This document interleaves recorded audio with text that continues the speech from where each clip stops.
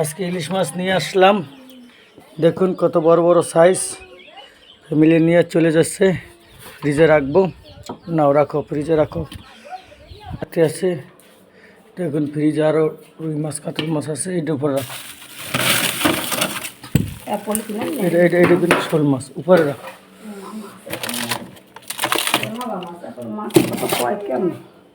এই যে গাইস, ফ্রিজে রাখতে আছে ইলিশ মাছ। আপনারাও এরকম খাবেন।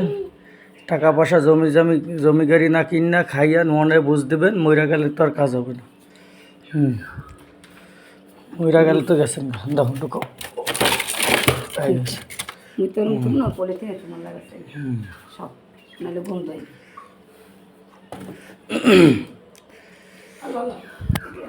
দেখুন